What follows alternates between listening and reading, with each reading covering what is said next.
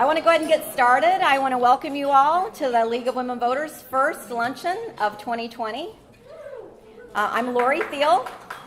Thank you. So as you all know, the League is a nonpartisan organization. We don't endorse candidates or parties. And we're very careful about measures and initiatives and propositions that we do support. And if we don't have a position on a particular issue, we always provide pros and cons. Our speakers, we have speakers who represent both sides of an issue. However, if we have taken a position, we advocate for that position, and that's what we're here today to do. Our league supports this measure that you're going to hear about today. And so the speakers we've aligned here to talk to you about it are all in favor of it, and they're going to tell you why it's a good measure and why you should vote for it. So with that, I'm going to introduce our moderator, Dr. Phil Pride. He is a professor emeritus at SDSU. He has authored 6 books on environmental topics and was a Fulbright Research Scholar. He chaired the San Diego County Planning Commission. He is a board member on the San Diego River Park Foundation and the Anza Borrega Foundation. He lectures frequently on topics such as renewable energy, bird migration, and climate change. He's the author of San Diego, An Introduction to the Region, which is now in its 5th edition. So, Dr. Phil?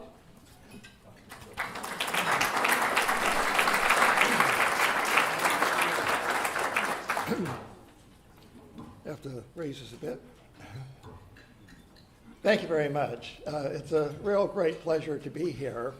And no, I'm not that Dr. Phil. I tend to faint at the sight of blood, so don't ask me any questions.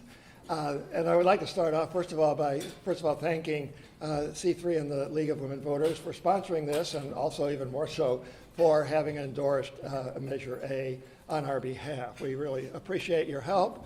And at some point, I suspect we're going to start seeing lots of television ads, which are not going to be saying nice things about Measure A, so just ignore them. But tell your friends to ignore them also. I would also, excuse me, I think I'd like to invite the other speakers to come up here now. I'm going to give them a formal introduction when they start talking, but their name tags are here, so at least you'll get to know who's who. So Larry and Rick, if you could come up also. I'll give them a formal introduction, but Nicole Napratz, Rick Halsey, and Larry Herzog will be our speakers, and I'll fully introduce them later on. I was asked if I would just spend about 5 minutes or so giving you a little bit of the background, historical background, of what has led up to Measure A.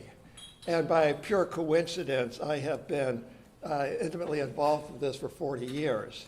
Because by pure coincidence, the original Regional Growth Management Plan was put into effect in 1979. And by pure coincidence, I was not only on the Planning Commission for the county at that time, but that was the year I happened to be chair of it. So I had to sit there through absolutely interminable, all-day-long sessions for 2 weeks on end during the summer to put that Regional Growth Management Plan together. So I am both familiar with it and have vivid memories of all that. But the main point to make about that was that when that original Regional Growth Management Plan was fabricated, or I shouldn't say fabricated, was put together and formulated in 1979, and it was approved by the Board of Supervisors unanimously. I believe it was unanimous, right at the beginning of 1980. And the thing that almost everybody agreed on that was the basic vision that it had for the county forever.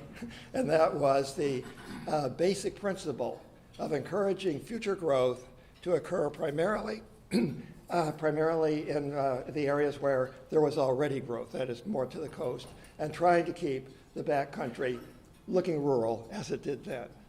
And for decades after that, I kept watching, and surprise, it actually worked. The backcountry, think of areas like San Isabel and so forth, have changed very little over the past 40 years. The thing works, or it has worked up till now. And then right around the turn of the century, as you probably all remember quite well, I'm sure many of you, I know some of you were involved in it very intimately, the county decided it was time to update the plan. Well, that's fine, everything needs some updating now and then. And that update went on for 13 years and $18 million. Until finally in 2011, the new version was approved. And I suppose it was a little surprising how long it went on, but in a way it wasn't, because there was just a strong difference of opinion between those who wanted to maintain the previous basic vision of the development occurring near where it already existed and the backcountry remaining rural, and people who wanted to develop most anywhere. And I was surprised at how fast that came to an end. All of a sudden one day they just said, yeah, we have approval, we're going to approve the general plan, and it was approved. I suspect that what was sort of understood, let's say, was that, well, you guys that want to develop can always come in after we approve the plan and ask for a general plan amendment. And the Board of Supervisors, the majority, I want to emphasize that just the majority of the Board of Supervisors, of course, are not exactly unknown for being grateful for contributions to their reelection campaigns. And so I probably don't need to expound on that any further. So, and this then has led up to about 2 or 3 years ago, a desire to try and do something about this that would retain the original vision for San Diego County well into the future, hopefully forever. And that meant to try and keep the backcountry rural and encourage development, which is going to occur, of course, encourage it where there is already infrastructure available and not out in the backcountry. And then within the last 5 years or so, of course, there's been another major factor that people, it was always there, but people have suddenly become very aware of it. And by people, I mean the general public. And that's fire. And if you don't want subdivisions burning down, as happened to the city of Paradise, California, it's probably best not to build the cities out where the fires are going to occur. So that's another major, I would call it a benefit of Measure A. So with that brief introduction, I will start with our speakers. We're supposed to be done, everybody speaking, so that we can allow time for you to write your questions on the cards that I hope you found on your table. And I will have hopefully 30 minutes or so for questions and answers. So I will request our speakers to try and confine themselves to about 10 minutes, because you know how things go. And we're trying to be done with the speakers by 1 so we can have the questions and answers. So with that, I will start to introduce our speakers. If you got a notice of the talk, we're going to have the speakers speak in the same order they were listed, because I didn't really see any need or benefit to change the order. So the first speaker that will talk to us will be Nicole Napret on my left. Is the founder and executive director of the Climate Action Campaign. I imagine most of you know that because they're one of the major organizations now pushing for some way to try and get a grip on climate change. She has 20 years of experience as an energy, equity, and climate policy advisor for local governments and for the nonprofit sector as well. Nicole was the primary author of the City of San Diego's groundbreaking Climate Action Plan and has since played a pivotal role in helping other cities in the region adopt similar climate plans. Nicole will discuss the climate and social equity impacts of the proposed general plan amendments that are now out there before us, and how Measure A would help reduce those impacts. Nicole? Yeah, great. Thank you.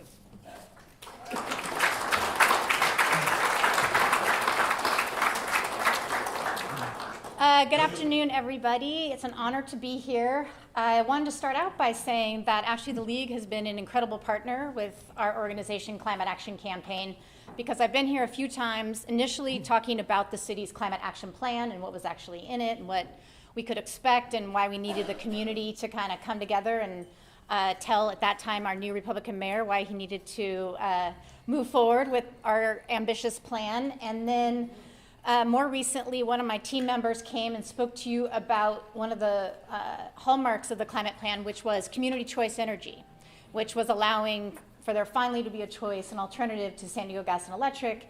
And I'm sure most of you in this room probably know, because it's a very well-informed group of residents, that the city of San Diego actually did move forward with 4 other cities. So we have San Diego Community Power, a public power agency that's launched and live and is now the 2nd largest in the state of California. and is going to be doing extraordinary things that I think is going to blow people away in terms of how we're going to create a resilient, safe, 100% clean energy future. And I wanted to make sure you knew that, and to make sure you knew that you were part of that success, that the League of Women Voters was always by our side on that. And so thank you so much.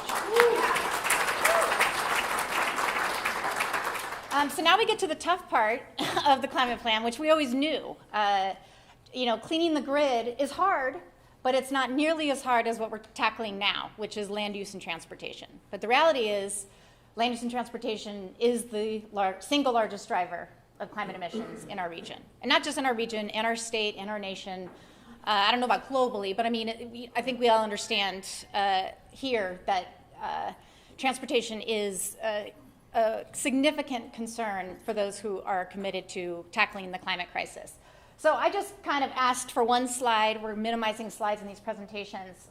There's a whole host I found. I'll get into that. When I was reading the amicus brief of the Attorney General of California, who has supported our lawsuit against the County of San Diego for this exact all these sprawl proposals. But this, is a very recent news article, basically, again, ringing the alarm, right? I mean, you have all these institutions worldwide who are saying, we have got to do something. We have to, we have to get off our fossil fuel economy and get into a 100% clean energy economy because, right, these last 5 years have been the hottest on record. I mean, it's almost getting to surreal territory. I mean, when you look at what's happening in Australia, right, that's kind of ground zero for like the worst possible scenario of what is going to happen, and it's scary. I mean, there's no way you can look at those koalas and just the devastation and just, the most impactful story I heard on the news about Australia was a volunteer firefighter who was out there, trying to do the right thing. And his mom went on the news and said, well, he had to come home because he could not stand hearing the screams of koalas anymore. And I mean, obviously, there's the animals and there's the human devastation. I mean, just everything is at stake, right? I think we're finally getting more mainstream alignment and consciousness and awareness that this is the biggest problem probably in world history. I can't think of another issue that's going to affect literally every single person on this planet, and especially those of us, who have people in places that we love, the next generations who are counting on us to dramatically change our economic system so that they can thrive the same way we've been privileged to thrive on this planet. So that, to me, is just kind of the starting place of like the, red flag, red alarm, like a fire alarm that we have to do something. And, when we're talking about housing, we hear a lot in the ether about, well, we have a housing crisis, and we do. But I just want to remind people that climate crisis is a housing crisis, and the housing crisis is the climate crisis. And we can go farther than that. The housing crisis is the climate crisis, is the crisis of economic inequality, is the crisis of public health, is the crisis of air quality, right? All of these things is the crisis of social equity. All of these things are inextricably linked. And a lot of times what you hear the sprawl developers do is kind of isolate and silo the housing crisis. Right? They just say, we just have a housing crisis, thus, let's pave and pour concrete anywhere and everywhere and just build. Because they look at it one-dimensionally, intentionally, of course. This is all strategic and there's nothing random about what they're saying. They're intentionally trying to not make you think about things holistically and understand how they're all connected. But at the end of the day, there is no way for San Diego or the county, the city of San Diego, the county of San Diego, the state of California, to reach its climate goals if we continue with the sprawl patterns that the county is proposing. Period, end of story. There is no math that we can do that would allow us to reach these goals. And let's remember that these goals also were not just chosen randomly. These goals are based on best available science. This is what we have the foremost climate scientists in the world here in our backyard at Scripps. And they're getting, by the way, more and more politically active. They call me all the time. What should I do? How do I do it? I'm nervous. Should I, are scientists allowed to be political? There's this ongoing tension that they have. But at the same time, they're like, on the other hand, the world's burning. Does it matter? I mean, the politics is not moving fast enough. And so they're very eager to be engaged. And there's a lot of ongoing conversations about how we're going to elevate their voices. But at the end of the day, what they're looking at, right, they're in the field. every day. They see everything up close, right? They're in Antarctica. They're in, like, again, the places of ground zero where climate change is kind of manifesting at its most dangerous levels, and they're scared. And so when the state was adopting the goals that we have, they were based on the science from all these climate scientists. So I just, because sometimes we think, well, it's just a goal. California maybe just picked it up out of the blue, or it sounded good. And actually, no, it was completely based on evidence and the data that they had been witnessing. And so in California, what that means is we have to get to a zero carbon economy. And in fact, that was one of Governor Jerry Brown's last acts before he left office. He signed an executive order because, again, as you know, that was one of his passions, remains one of his passions, the climate crisis and tackling that. And again, looking at all the evidence, looking at all the data, he said, what we put on the books is not enough. So what the climate law is in the state of California today is not enough. But climate law says today that we have to reduce emissions 40% by 2030. That's as far out, by the way, this might be surprising, because it's surprising to me, that our climate law, the only way we can hold cities and counties and the state accountable is to only go out to 2030 to reduce our carbon emissions 40%. Meanwhile, the evidence says we have to literally get to carbon neutrality. We have to zero out emissions. So there's this huge disconnect, which is a problem for us as advocates and even elected leaders to keep pushing the envelope because the law doesn't support it yet. So that's a campaign we're working on, by the way. Don't worry, we're on that case. But what's striking is that even though we know we have to zero out emissions, even though we know we have to get to carbon neutrality, is that the county of San Diego can't even get to that 2030 goal of a 40% reduction. And even worse, they don't care. So the history with the climate movement and the county began when, as Phil was mentioning, the county went through an exhaustive process to develop their general plan to focus on smart growth and limit sprawl. Of course, maybe with, unfortunately, a wink and a nod that isn't actually what the supervisors were approving. They were going to allow all these developers to continue to come in, and this has proven true, to allow sprawl development. But when they adopted that plan, the good news about California law is it did require them, however, to develop a roadmap for how the county was going to continue to grow and develop, because, by the way, we're still going to increase our population, while mitigating, so reducing our greenhouse gas emissions to meet California law. So that was something the county had to do, and they did it. Okay, they did it. So they adopted a climate plan in 2008 that was fatally flawed. Shocker, right? They didn't really commit to anything. It wasn't serious. And kudos to Sierra Club San Diego because they sued them. Thank you, San Diego Sierra Club, for real. Beginning, really important. And that was 2008? No, I think 2012. Sorry, 2012.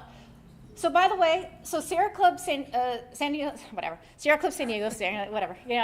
Sierra Club went all the way to the Supreme Court and won. And then the county came back, and Climate Action Campaign was born around that time in 2015, and so we got involved in the mix along with other organizations, tried to work hand in hand with the county in good faith, because we thought, hey, maybe a Supreme Court decision will change their mind.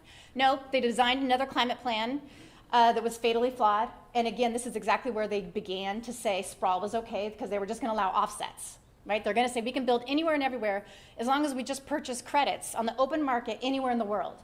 By the approval of our planning director. I mean, a farce from the whole thing. And so we all joined in this most recent lawsuit against the County of San Diego for the climate plan. And it's ongoing. So we won in the first court, district court, and now we're in appellate court. And I started with, and I'll end with, the Attorney General of California, who weighed in, to his credit. And he said, I thought I'd just end because I thought his quote was just perfect, and it's kind of what I said earlier. He said, because I just read his brief again this morning, and it's a beautiful brief, and I'm going to put it on Twitter again, by the way, because everyone keeps asking me for it, because I think it's just beautifully written. But at the end of the day, he said, neither the state nor the San Diego region can achieve their climate goals if local entities, such as the county, persist in expanding urban sprawl, and consequently VMT. So when you have the Attorney General of California weighing in and sort of telling the county, get with the program here, you're undermining California's laws, and I know our supervisors don't care, but that's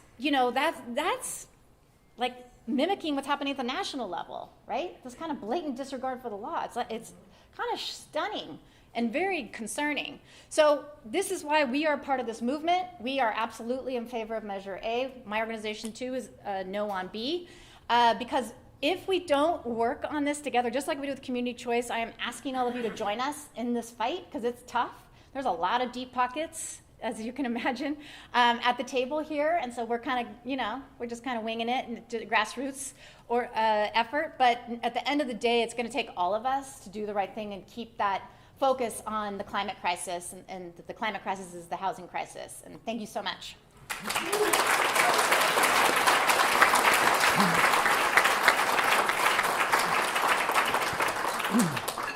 Thank you, Nicole. And just a 15-second note that if Measure A passes, another benefit will be that there will be fewer cars in the backcountry and therefore less driving and therefore fewer carbon emissions and less air pollution also in the backcountry.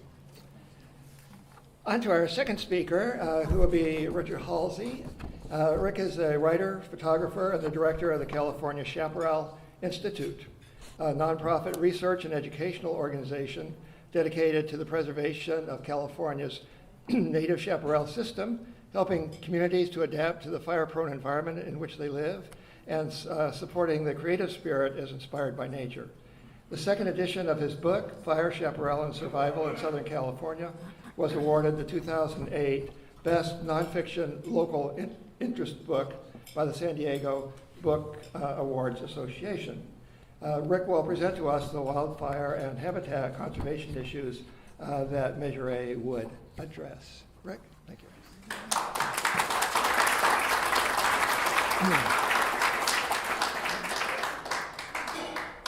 Thanks, Phil. Mm-hmm.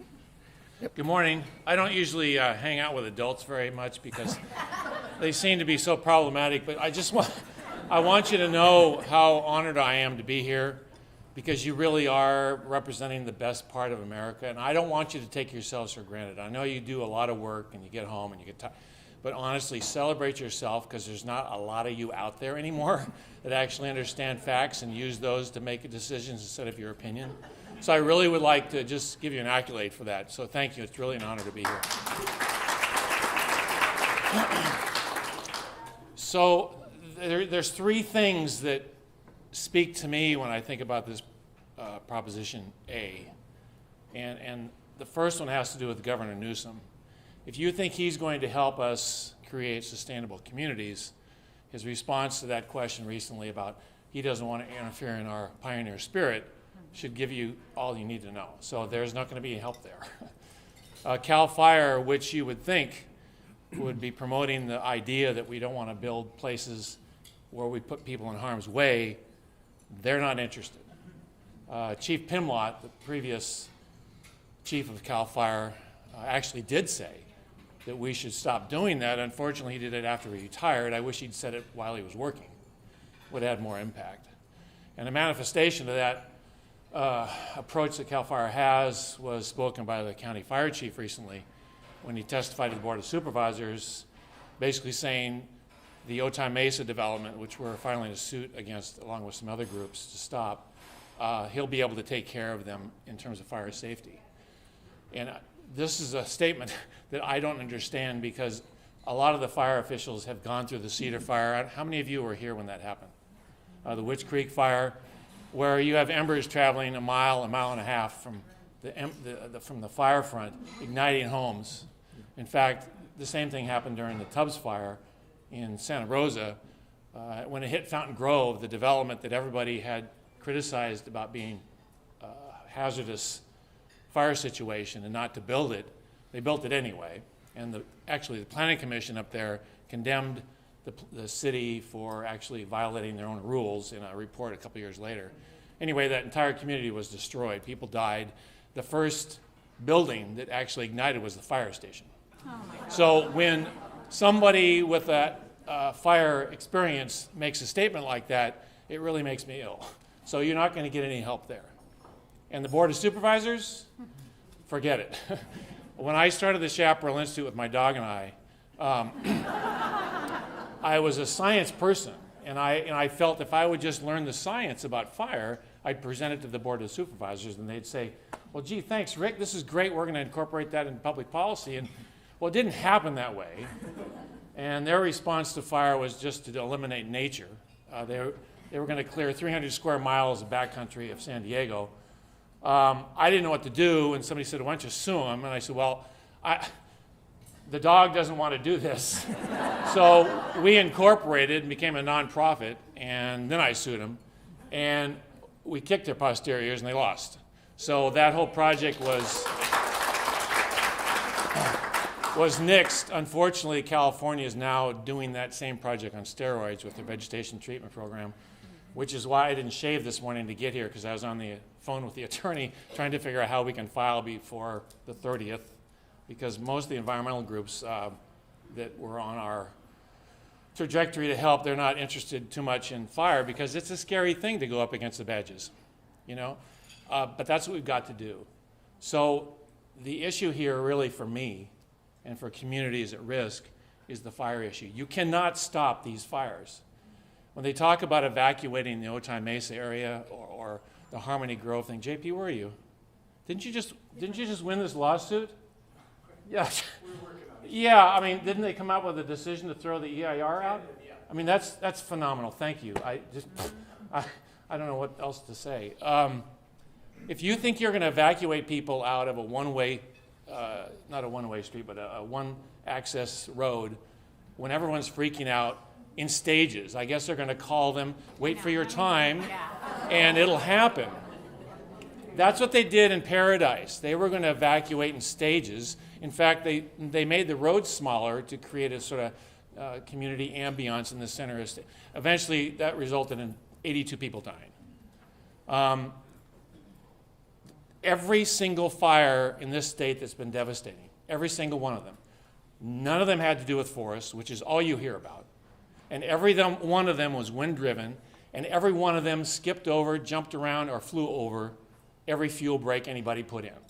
So the response is there's a lot of pressure from the building industry and the governor all the way down.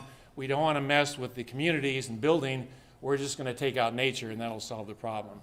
Well, in fact, the process actually increases the flammability of landscapes by causing invasive weeds and that kind of thing. And if I may just speak for a moment, how long do I have? About 3 or 4 months. Oh, good. We're not going to raise this a little bit. Oh. So I study chaparral, and most people don't know what it is. It's all that shrubby stuff in these hills here. A lady came up to me during one of my talks and was so excited about hearing about chaparral because she said her husband had some in his arm from the war, and she wanted to find out as much as possible. So that's what I have to deal with all the time. It's 1P, 2 Rs, and it's really California's most dominant ecosystem. It's not made to burn. It doesn't need to burn. In fact, climate models are now suggesting most of the chaparral in Southern California will be gone by the end of this century because of excessive fires. And here's something you'll not hear in the newspaper, except the LA Times. They're pretty good about this. But native shrublands, which is the dominant ecosystem in the state, have more fire than they can handle now. And as a consequence, they're not able to recover, and they're turning into weed lots. So when I hear about how they're going to clear it even more and keep building out in the backcountry, this is why Prop A is so important. We can't trust our politicians, the people we voted to put in. It's going to take us and people like JP and the courtroom and Prop A and this organization to set it right. Thank you.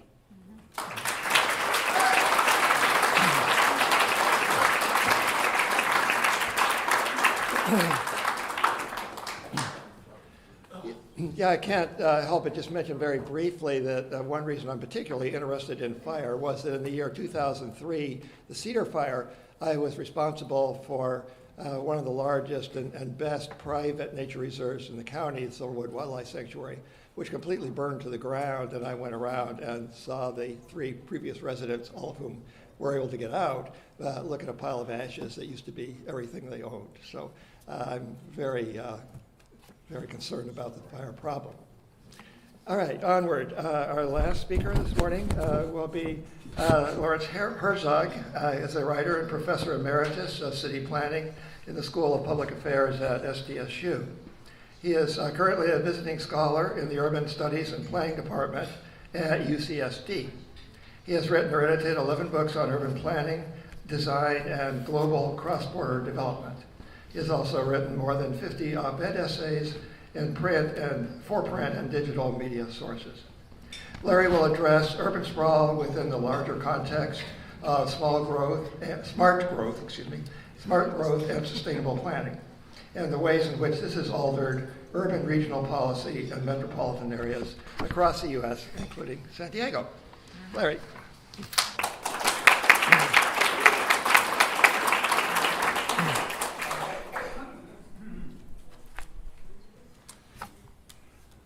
Thank you very much. I just made a design decision to walk around, not Through the suburbs. yeah, exactly. I want to thank the organizers of this event for inviting me, and it's an honor to be on this panel with two people that I respect very much, Nicole and Rick, and and Phil, sorry. Phil was my colleague at SDSU and an environmental geographer that I've admired greatly over his long career. And more recently, Rick and Nicole have both come to my class to speak, and I've learned so much about wildfires from Rick, and so much about climate action politics and the environment from Nicole. So we're really lucky to have these speakers on the panel. So yes, I'm a college professor, and one of the things in my career, I've been a college professor for 3+ decades, and college professors often have this annoying habit of taking complicated issues and making them more complicated. And that always bothered me as a professor, so I decided, especially when I was in graduate school, I read so many books and I couldn't understand, partly because of the language of the writers. They made everything seem even more complicated. So I decided to devote my career to becoming a better storyteller and translated complicated policy issues into more understandable stories that everyone can understand, my students and the public at large, which is why I consider myself a writer and a teacher and a college professor. So a lot of what I do, you may see my essays out there. I try to take things that are important to us, like this issue. I've written a number of essays on the problem that Measure A is addressing, the problem of urban sprawl. So what am I going to do in my few minutes here today? I want to address two things, two stories, if you will, that I think are often misunderstood. One is the story of what urban sprawl means and why it's so important to have Measure A. And the second is the kind of cultural model of what housing was, and maybe the idea that we need to rethink that in the future, because that's part of the conversation today. So let me get to the first point here about how we understand urban sprawl and what urban planning is doing about it. So you've probably heard, or you will hear, as Philip mentioned, the opponents of Measure A are putting a lot of talking points out there, and some of them, they talk about killing democracy or limiting housing construction, or that this movement is funded by Wall Street. Don't know where that came from, but so I want to just go over why this measure is being put on the ballot. Okay, so here's the story, as you know, and so I'm going to repeat some things that most of you actually know in this room, but hopefully I'll add a little more information and perspective. So yeah, we have 3.3 million people, plus or minus, in this region. A very large metropolitan area is going to continue to grow, and we know that the last 30 years, it has been growing in a way that's unsustainable, right? It's spreading out farther and farther from the center. The growth pattern is car-centric, it's freeway-oriented, it's building more and more master-planned suburban forms, and it's not sustainable. We know that, and we know that's true because every other metropolitan region in the United States is taking steps to do something about urban sprawl, and we need to as well. Okay, so Philip mentioned the costs of urban sprawl, and he talked about air pollution, but there are 4 things that I want to mention very quickly. I wrote a book in 2015 called Global Suburbs, Urban Sprawl from the Rio Grande to Rio de Janeiro. And I talked about how the whole problem of urban sprawl is a global one. Cities are spreading out to the outskirts all over the world. And there are 4 things that happen when you build suburbs like the ones we have in the United States. The first thing is a land use problem. When you create housing that's separated from the place of work, the place of school, the place of shopping, and other people, it means you're creating multiple automobile trips. If you multiply that to the numbers of people who live in the suburbs, you're creating enormous numbers of daily urban trips. And those trips produce air pollution, and they cause a lot of other problems. They use too much energy. So studies have been done in the United States, massive studies that have shown for over 400 metropolitan areas in the United States have shown that the amount of air pollution produced by suburbs is about 4 times what it is in cities, people living in urban neighborhoods, okay? That's just one problem. There are other problems as well. Believe it or not, there are more traffic accidents, way more traffic accidents in suburbs than there are in the inner city. And the reason is because people drive more, but also because of the kind of roads you have that cause fast travel along boulevards where you're coming in and out of driveways to go in and out of shopping centers and shopping malls, and this type of a design pattern just increases the number of accidents that occurs, plus people getting on and off freeways. So the third problem is the relationship between sprawl and obesity. And again, there have been clinical studies nationwide and in other places in the world showing categorically, for example, in 2003, there was a study by a team of doctors of over 200,000 adults living in 448 metropolitan counties in the United States, showing that the pattern of disease from people not walking because they're in their cars all the time in suburbs is much greater than it is for people who live in inner cities who are walking all the time. So that implies all sorts of health issues and health costs. The last one I'll quickly mention is one that's often not mentioned, but it's something called social capital. And you may have read Robert Putnam's book 15 years ago called Bowling Alone. So in the old days, when you lived in inner city compact neighborhoods, you bumped into people by accident, and we call that social capital, this sort of idea of what he calls thick trust and thin trust, where you build relationships with people just based on accidentally, spontaneously bumping into them and then making plans and having sort of social networks, partly by the geography of where you live. In the suburbs, we're losing that. That's why he wrote a book called Bowling Alone. Our institutions are breaking down, and people are more isolated than ever before. And on top of that, if you throw in all the social media things that are going on, that's another problem. So let's just say, what is the city of San Diego doing, or the San Diego region doing to deal with urban sprawl? There's 3 big things I want to mention quickly. Number 1, the city of San Diego passed a general plan called the City of Villages. And that general plan basically says we need to go back to centers. We need to fortify and build more housing around the areas that already have people living in them. The SANDAG created a regional plan that made the same point. They called it the Smart Growth Strategy in their San Diego Forward regional plan. And it has a hierarchy of central places that people should be moving to, and it would be supported by SANDAG funding. Okay, so this idea is that we have to go back to the idea of centrality, not moving farther away, but coming back together in more compact locations. That's the future. That's what's going on. Suburbs, urban sprawl, that's old, man. That's 20th century. We're in the 21st century now. We need to get with it. And finally, the county, as mentioned. The county spent millions of dollars passing a general plan in 2011, which said we're going to zone for places where you shouldn't build housing and where you should. The places where you shouldn't build housing are semi-rural and rural zoning. So where are the developers buying land? In the places that are semi-rural and rural zone. Why? Because it's cheaper, and they can make a huge profit there. That's illegal. That's against the law. That's why Measure A is being passed, to stop that. So it's not, Measure A is not ballot box planning. We have a plan. Measure A is a check and balance. It says, follow the plan. If you break the law, the citizens need to be told, and they need to stop it. Okay, so, but of course land is cheaper there. And finally, I want to make my last point about housing. Okay, so if you're going to build in these core, more densely populated parts of the region, whether it's in villages in the county or towns or in the urban neighborhoods of San Diego area, then we have to think differently about what a house is. And the model, the cultural model of an American house, going all the way back to the 1950s, of course, is a suburb on a 10,000 square foot lot. That is not sustainable. That's the bad news.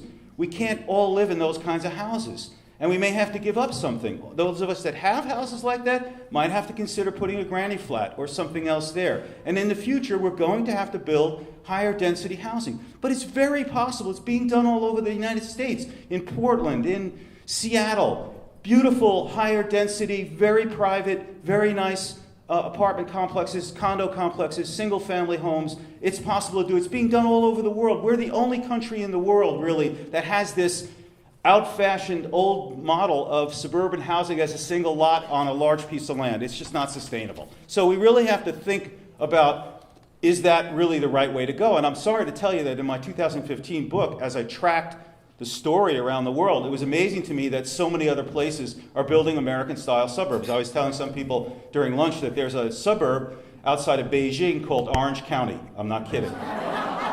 There's a suburb outside of Cairo called Beverly Hills. I'm not kidding. They name the places that they build. There's one outside of Hong Kong called Palm Springs. They name them after what they think are these iconic American places that are their sort of image of great life in America. But in South Africa, they're much smarter. They call their suburbs nature estates and eco estates, but it's the same thing.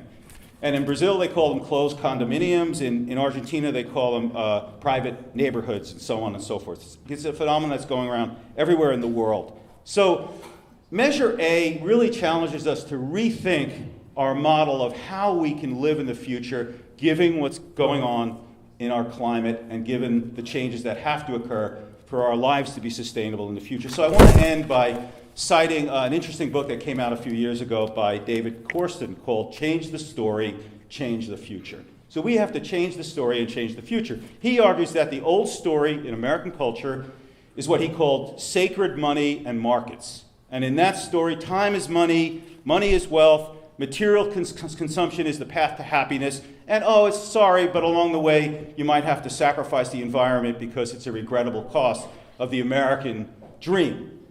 But that's a broken story. We know that's a broken story. Climate change, global economic shocks, something has to give. So he says the new story, he calls it sacred life and living earth. Time is life. Life prospers in community. Community has to be connected to nature. And community is essential to humans' physical and mental health. So here in San Diego and today, I would submit to you, the old story is urban sprawl, cars, suburbs. The new story is yet to be written, but we know that changes have to be made. Thank you very much.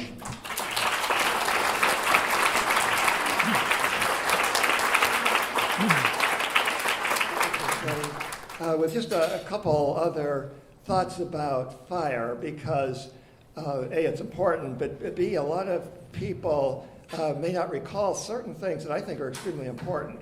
One thing is some people who live in the city, particularly near the coast, would say, well, okay, fire is important, but it's out in the backcountry. And though in the city, we don't have to worry about that. And if anybody says that or suggests it or anything, remind them that both the Cedar Fire in 2003 and the Witch Creek Fire in 2007, both of them burned way into the urban area. The Cedar Fire, I know, burned as far as the landfill area in Mira Mesa. It crossed I-15. And the Witch Creek Fire, Allison and I were in Thailand, I think, at the time that occurred, but it burned all the way into Del Mar, almost to the coast. So, and as you know, those fires usually are going east to west because of the prevailing winds. So, every urban area in the county is potentially in line to be on the tail end of a fire. The other thing I wanted to mention about it was that at least one or two of the speakers, I think, already alluded to, but I just wanted to emphasize it, and that is the near impossibility of evacuating people. In almost all the fires, a significant number, and in some fires more than half the people that died in their cars trying to get out of the area and couldn't. Because in more than one place, all you need is maybe a very old tree that's just barely hanging up there and it catches on fire and it falls over. It can block the entire road. Nobody gets out if that happens, and that has happened. So I will just close by reading a very short passage from an article you may have seen in the paper. It was just 4 days ago on the, what would that be, the 18th of January. And the court case was mentioned on the Harmony Grove project. where they held it up. It's awaiting a final verdict, I think, but they held it up as the judge read from one of the pieces of testimony that was given there. And I'll just read that to you. I think it pretty much sums things up. Superior Court Judge Catherine McCall said about one project that the board has approved, quote, she was quoting the article, the Harmony Grove project could become encircled by a wildfire in less than 5 minutes. In a best case scenario, it would take at least 90 minutes for an estimated 1,500 to 1,800 vehicles to evacuate the area. In other words, good luck. So with that, let's see, did one of the people put these in the order you want me to ask them? Are they in order now, or how do you want to work that? Summarizing Measure A. Okay, I can summarize it very quickly because one of the speakers already did. It's one sentence. It just says that if the Board of Supervisors, if a developer comes in with a huge development out in the backcountry somewhere where there's lots of reasons why it would be inadvisable, and the board approves it, then it will have to go to the public for what I like to call an affirmation of the project, that they will say it's okay. That's it. There are some other clauses there, all of which I think people should think are good. For example, any project that has affordable housing as part of it, or maybe the whole thing is affordable housing, that's exempt. The ability of private landowners, small landowners, to engage in lot splits or minor subdivisions and so forth, they're exempt. If they're in a village. In a village. Yeah, if they're in a village, yeah, and so forth. And you may have heard that there's a problem in some people's minds about small property owners who only, if they have 6 houses and they want to expand that, they'll have to go through the whole general plan process. Technically, that's true, but someone, I forget which one of our people on the board of our organization, did some research on that. They went through all the general plan amendments. The smallest size subdivision that ever asked for a general plan amendment to get bigger was 122 units.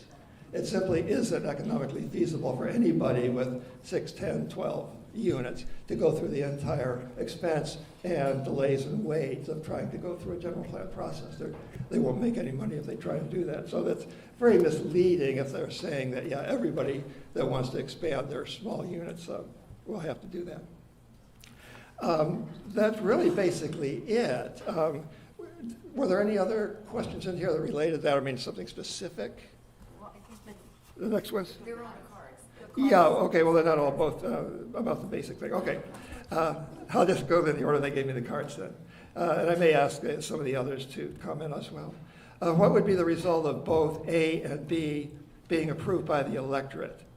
Well, they're kind of similar, but they're related. A is, of course, a general thing, the goal of which is to try and maintain that philosophy of development where it already exists and leave the rural areas rural. B just pertains to one particular project. What it's similar to, as you may remember, I think it was also called Measure B a couple of years ago, called Lilac Hills. And Lilac Hills was the same kind of thing. The developer was coming in wanting a public approval of a hugely expanse of what they wanted to do. I may not be remembering the numbers correctly, but I think they had a legal right to put in 110 units, and they were asking for 1,600 units. And that got turned down by a huge margin. So Measure B is somewhat similar to that. It only relates to one subdivision, and I don't want to take the time to go into the whole part of it, but it largely relates to things that you've already heard. But I think in the Measure B, that particular subdivision, the real problem there is fire, because it's largely in a canyon. And as what I just read suggested, those fires can move down real fast. That fire that I mentioned wiped out Silverwood Wildlife Sanctuary was in Wildcat Canyon, where several people died. That came all the way down Wildcat Canyon, which was 6 miles long, in a little over an hour. So, and as someone pointed out, those embers, you say, well, what can embers do? Those embers are hot. Some of them are still on fire. They can go easily a mile ahead of where you're going. And if the house is just there, they go in there. A stick will break a window. Once the window's broken, the house is gone. In the Cedar fire, they estimated that over half of all the houses that burned, the fire started inside because embers went through the roof or through a window or even through a swinging dog door that nobody thought of. So that's why I don't want to relate that too much. So that's the basic difference. Yeah. So this is a map from the general plan, and the orange areas are the rural villages, and those areas are not affected by Measure A. Those areas are places like Lakeside, Ramona, Spring Valley, and if there are changes to the general plan in those areas, they would not go to a vote under Measure A. It's only the rural and semi-rural areas that are shown in the yellow and the green that are affected by Measure A. So general plan amendments in villages to increase densities would be able to go forward with no vote. It's only voter approval of projects in the rural and semi-rural areas. All right, does anyone have? She needs a microphone. Yeah. Does anyone have any more questions for Susan about this or understanding the math? She's here. I think your question, though, I think that people are interested in, is what happens in the case of both A and B being accepted? Does B, because it's a yes vote, is it just by right B able to move forward regardless of what happens with A? Yes, but yeah, so you're saying if I'm just trying to rephrase the question. if yes, If they both succeed, if they're both positive, if they both get yes. but we don't want yes I on don't know B. what happens. So the Newland Sierra project, that is Measure B, so you're saying if it ended up getting approved And A is approved. and A is approved, well, then there are legal actions against Measure B that are pending. Against Newland Sierra that are pending. So depending, it could end up getting turned down by the court system. Is that correct, Denise? Yeah. Am I stating that correctly? Otherwise, it goes forward. It's not affected by A because it's already been approved. But it would affect future projects. Can you show us where B is on the map? Oh, yeah. Repeat the question. Yes, she was asking where is the Newland Sierra project, which is Measure B, on the map. And it is right here, this purple dot. But just to give you some perspective, this is the 78, which is at Escondido that goes to Oceanside. And so that purple dot is at Deer Springs Road. And the project, the Newland Sierra project, is on the west side of the freeway at Deer Springs Road in an area that looks like Mission Trails Park. It's a mountainous area. It's the fifth project that's been approved, that's been proposed. All the other projects have been turned down. We like to call them zombie projects because they keep coming back. And so this iteration is the first project of its kind on this land that has been approved by the Board of Supervisors. The previous version, which was called Marion Mountain, was turned down. So anyway, so we're urging yes on A and no on B, in case it wasn't clear. So I was asked, what is the status of the county climate plan? Because remember I mentioned that it is in court still, it's at the appellate level. But nonetheless, the county, so the court kind of bifurcated its solution for the existing county climate plan as this litigation moves forward. So they basically told the county that they cannot use their offset scheme for new sprawl projects. So that's a good thing. But they are still acting as if the other parts of the climate plan are fine. Now, mind you, there's so many details, but just so you understand, for the existing general plan, so for getting the new sprawl projects that have been approved as amendments to the general plan, so just within the existing general plan, the county cannot or did not propose any climate solutions to mitigate, to reach state climate law for everything that's already been pre-approved and pre-zoned. Like, that's how bad the climate plan is. They basically are proposing a different kind of offset scheme for projects within the general plan versus continuing to invest in public transportation and biking and more compact development. So it's like we have, I mean, the problem is just like, it's just like a threat multiplier, because that's how, that's how faulty, fatally flawed their planning process is. But, so the county climate plan still exists, that we believe is still fatally flawed. So they're quote unquote implementing it, but at least the court did stop for now the offset scheme.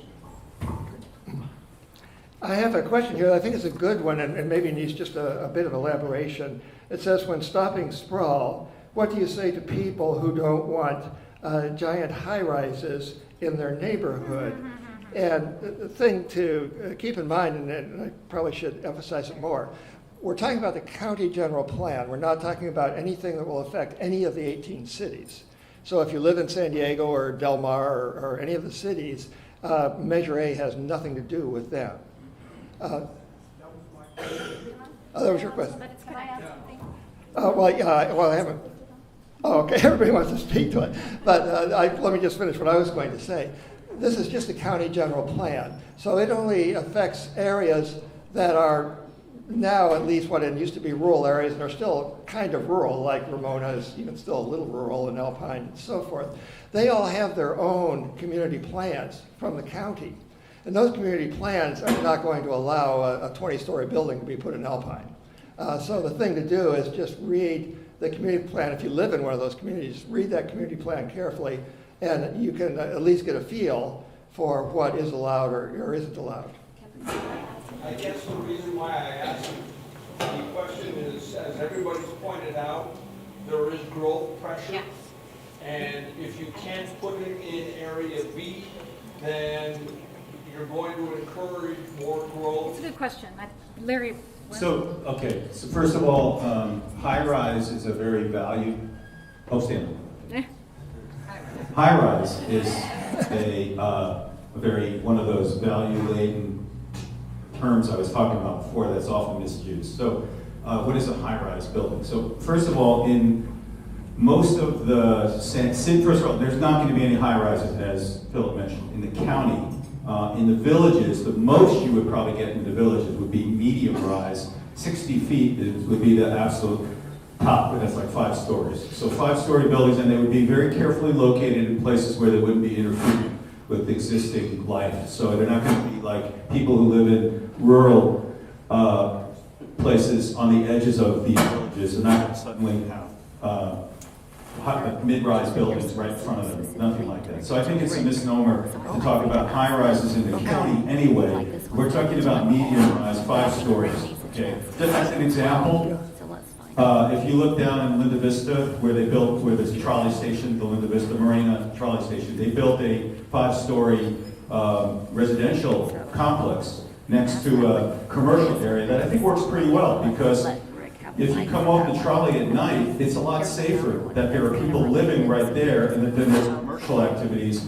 So there's something going on there. And that whole part of the city is going to have mid-rise redevelopment, very nicely designed housing and cafes, restaurants, stores, boutiques. It's going to be a little mini city. I think it'll work very well for that location.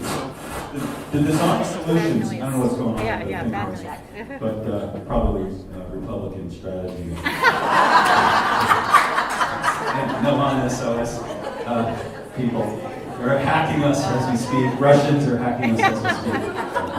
So if you hear Vladimir cut over my voice, I don't know why. So I think that it has to do with design solutions that are appropriate to the locations. So the only really tall high-rise buildings that you're going to really see in the future in the San Diego region are mostly going to be downtown, where we already have those. And even those are not like as tall as the ones you see in Hong Kong or other major cities. But let me also add that I come from New York City, so I come from a city of high-rises. And you can design very beautiful, even environmentally sensitive buildings at different scales and make the neighborhoods work really well. New York City, Manhattan, is looking better. I don't know if anyone's been to the High Line lately in Manhattan. They took an old railroad and they turned it into a beautiful public space. It has high-rise buildings all along it, but it's open space. It looks out over the ocean, the Hudson River. It's a very elegant, beautiful place to live. You ever been to Paris? There's a lot of high-rises there. People like living in Paris. So I think this whole high-rise thing in San Diego gets twisted by people to make it sound like this is a horrible thing and it's going to make your life miserable and it's going to cause more crime. That is one of the biggest myths, by the way. Jane Jacobs wrote a book called The Life and Death of Great American Cities. In the 1960s, she was a woman who became one of the great spokespersons for good urban planning. She opposed the West Side Highway in Manhattan. They were going to destroy the Greenwich Village, build a superhighway through it. She protected that. And she pointed out that when you have people living higher up, they're looking out over the street. She calls it the eyes on the street. So sometimes a little more density is not a bad thing. It creates a safer neighborhood. You have people out on their little terraces looking out over the neighborhood, and that's a good thing. So there are ways to design medium density housing that I think could be very workable and design solutions that would be very useful in San Diego. We have this beautiful outdoor place, so we can design for the outdoors, even at slightly higher density. So I think density and high-rise and mid-rise, we really have to think about where those solutions are appropriate for an urban design point of view. Yes, great.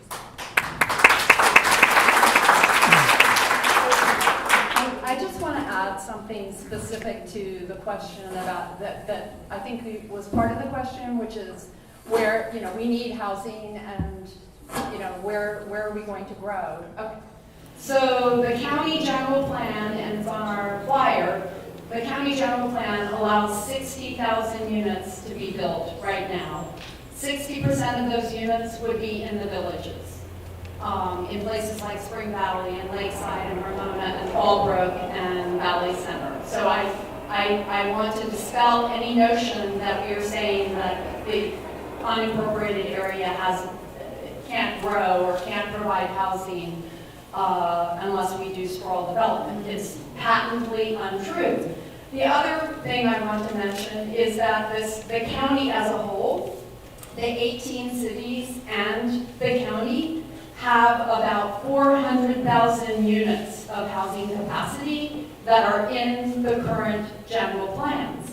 And so that housing capacity is located all around the region, and it's particularly about 80% of the future capacity, housing capacity, is multifamily. And we're not talking high-rise, we're talking more mid-rise, and the idea is that we should be developing around our transit centers, or our transit stations, and all of our transit corridors, and that if we develop out in the backcountry, we're not going to, it's going to be like building a shopping center, a suburban shopping center, and letting the downtown deteriorate.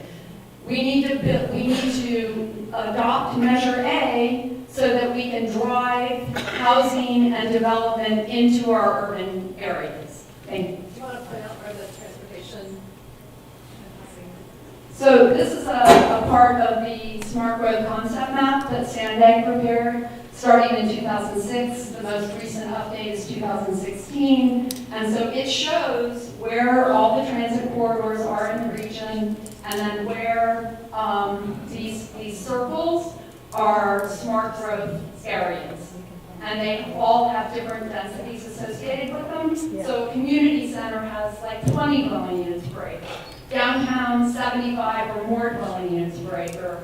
And other parts of the region, like a community center or a town center, has, it's a gradient of density that is appropriate to the specific locations. So those are the areas where the Smart Growth Concept Map, and this has been agreed to by all the cities.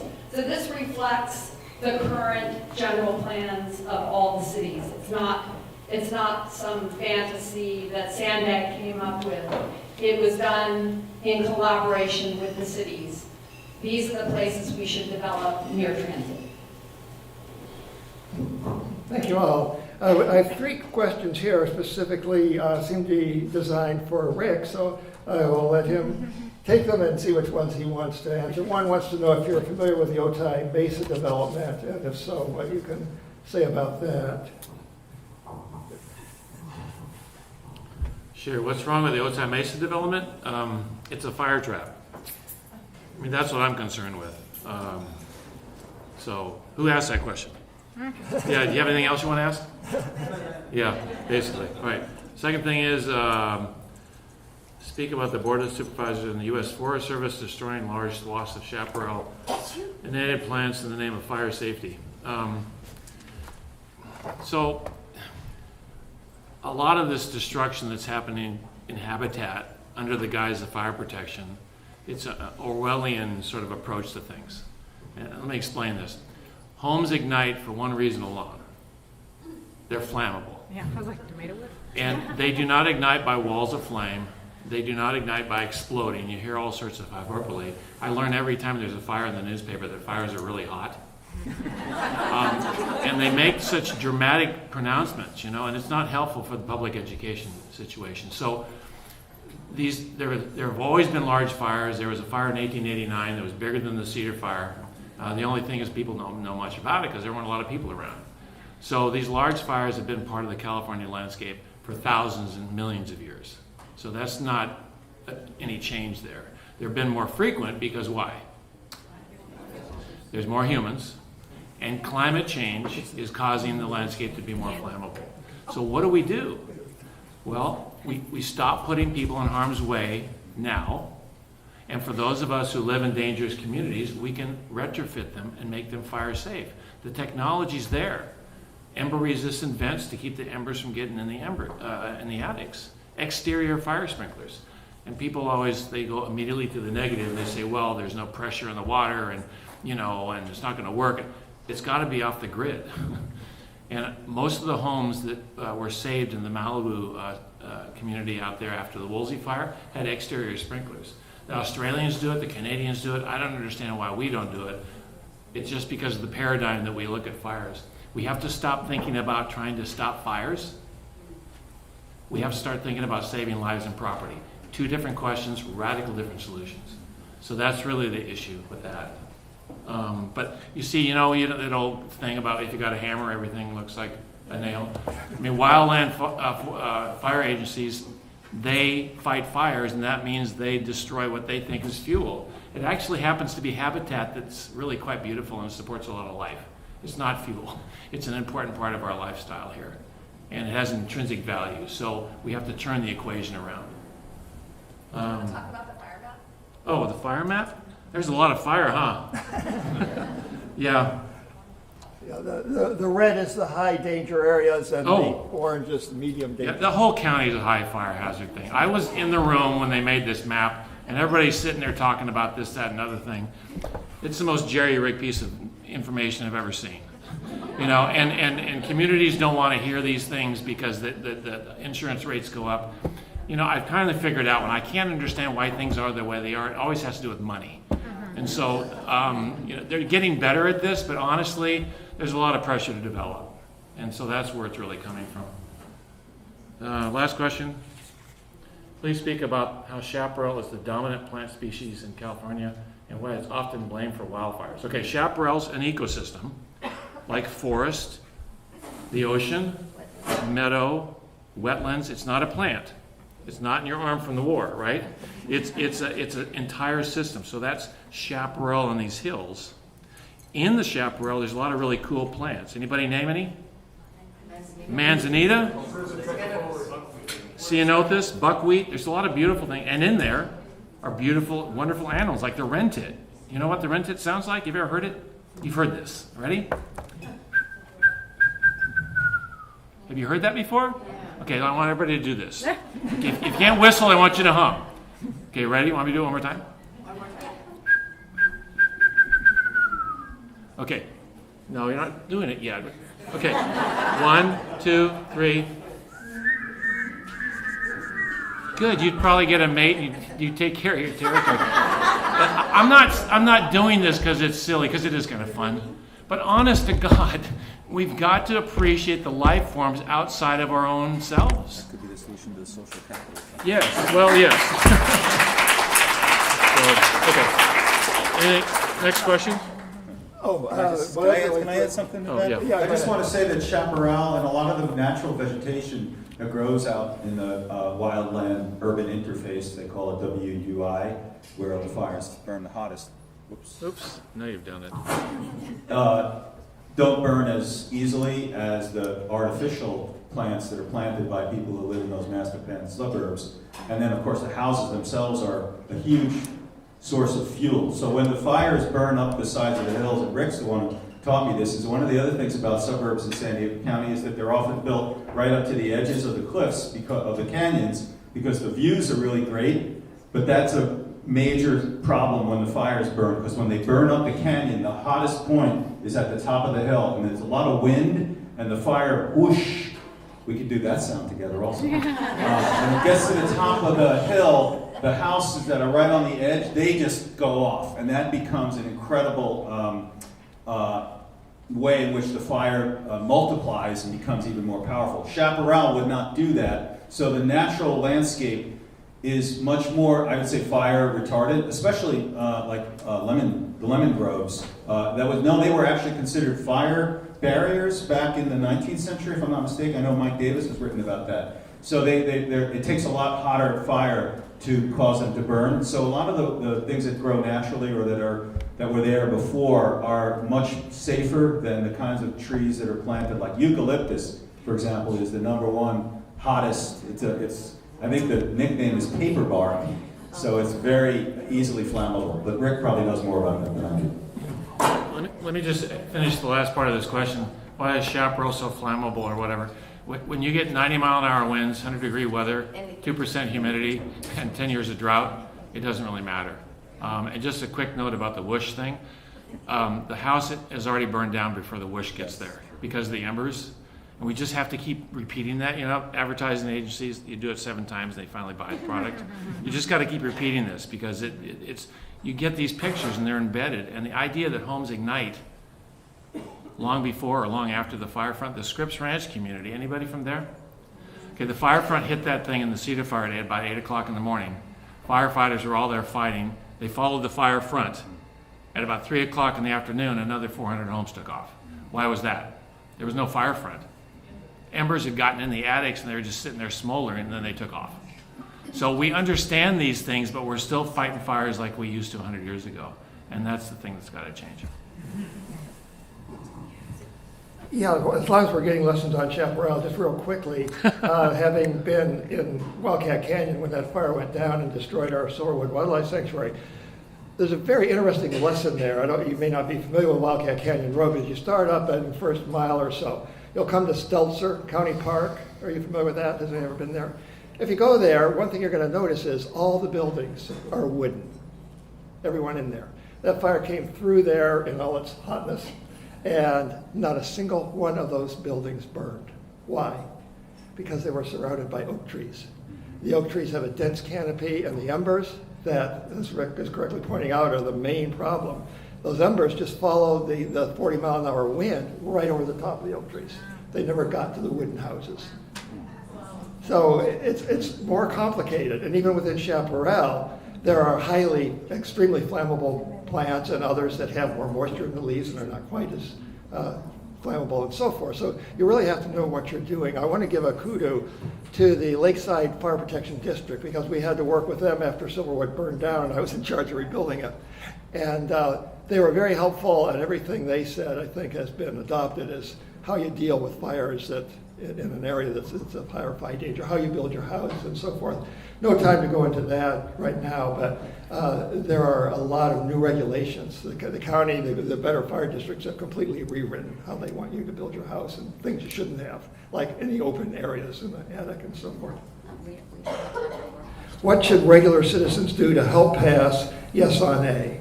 Or no on B if you don't like that one. Basically, we are relying on people like you. We don't have the money for TV ads and so forth. The major way we're trying to do it is through what's called social media. If you are on even a a mailing list for an organization like League of Women Voters, if you can just pass around to your friends on mailing lists and so forth, that's what we need the most of. We have some yard signs there, you can order those and so forth, but we're relying on the average citizen to pass the word along that, yeah, regardless of anything else you may be hearing, Measure A would be beneficial to the county. And to add to that, I just want to say a lot of these measures have coalition groups that work together. They have walk lists, they do canvassing in communities. Wow, aren't that up? It was set to go off. So if you want to just quickly go on Save Our San Diego Countryside, just Google that, or No on Newland Sierra, you will find a whole coalition of organizations that you can work with, you can volunteer for, you can donate to be active in the passage of A and No on B. So I invite you to just explore and go online and look and see what you can do. And speaking of activism, we have some petitions on our table over here. On your way out, it's a petition to get on the November ballot the Schools and Communities First measure.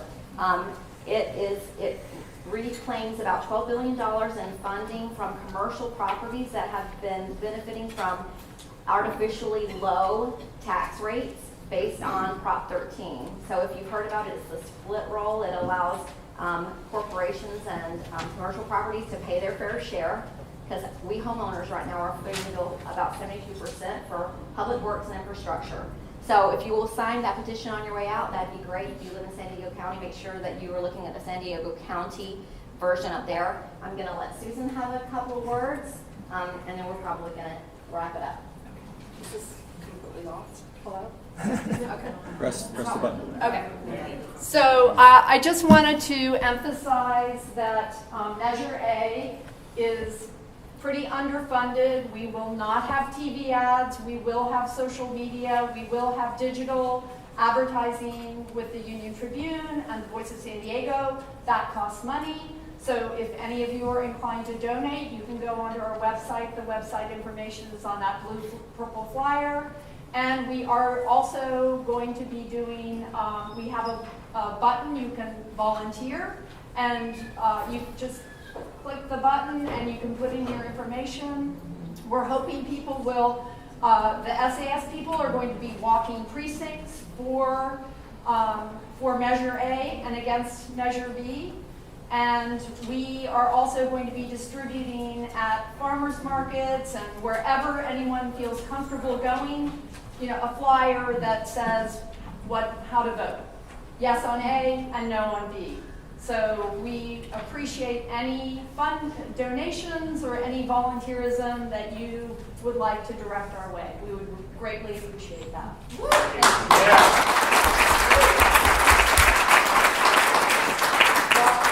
Thanks all for coming. I'm sorry we ran a little bit over, but please join me in thanking our panelists and our moderators.